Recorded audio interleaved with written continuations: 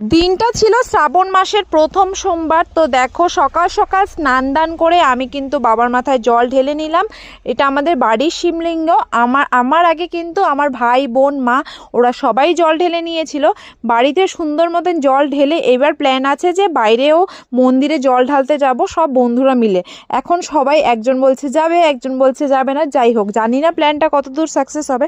তারপরে কিন্তু যাই হোক আমাদের প্ল্যানটা সাকসেসফুল হলো। অনেকই ফ্লপ প্ল্যান হয় আর কি। যাই হোক, আমার না কথা বলতে গেলে ভয়েস ওভার দিতে গেলে মাঝে মাঝেই কথাটা জড়িয়ে যায়। কতবার যে কাট করে করে আবার ভয়েস রেকর্ড করি। তো ভাবলাম ধুর, যা হচ্ছে যা বলছি সেটাই এখন দেব। তারপরে গেছিলাম প্রদীপ কিনতে, যেহেতু বাড়ি থেকে নিয়ে আসি না। এত ছোট ছোট প্রদীপ দেখে আমি তো অবাক। যাই হোক, প্রদীপ কিনে তারপরে কিন্তু আমি গেলাম পুজো দিতে। আর সত্যি এই মন্দিরটা আমার খুবই কাছের। কি বলবো, আগে এতটা আসতাম না, বাট এখন প্রায়ই এই জায়গাটা আসা হয়। আর কেন স্পেশাল এটাও তোমাদেরকে কোনো একটা ব্লগে কোনো একদিন নিশ্চয়ই জানাবো।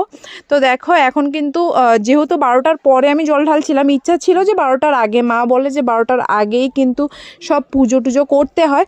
বাট ওই সবার জন্য ওয়েট করতে করতে একটু লেট হয়ে গেছিলো। নেক্সট সোমবার থেকে চেষ্টা করব যে 12টার আগেই যেন পুজো টুজো করে ফেলি। তো যাই হোক, এবার কিন্তু আমি বসে গেছি পুজো করতে। জানো তো 12টার পরে যেহেতু পুজো করতে গেছিলাম তখন ভিড়টাও অনেকটা কম ছিল, আর কিন্তু খুব শান্তি করে পুজো দিতে পেরেছি। যাই হোক, তোমরা কে কে শিবের মাথায় জল ঢাললে কমেন্ট করে জানিও। আর তোমরা কি উপোস করো কি না সেটাও কমেন্টস করে লিখে জানিও। আমি কিন্তু উপোস করি নাই, পুজোতে জল টল ঢেলে তারপরে কিন্তু আমি নিরামিষই খেয়েছিলাম সেদিনটায়। বাট আগে খুবই করতাম, বাট এখন আর সেরকমভাবে উপোস করা হয় না। যাই হোক, তোমরা কে কীভাবে কাটালে শ্রাবণ মাসের প্রথম সোমবার কমেন্টসে লিখে জানিও। Thank you so much.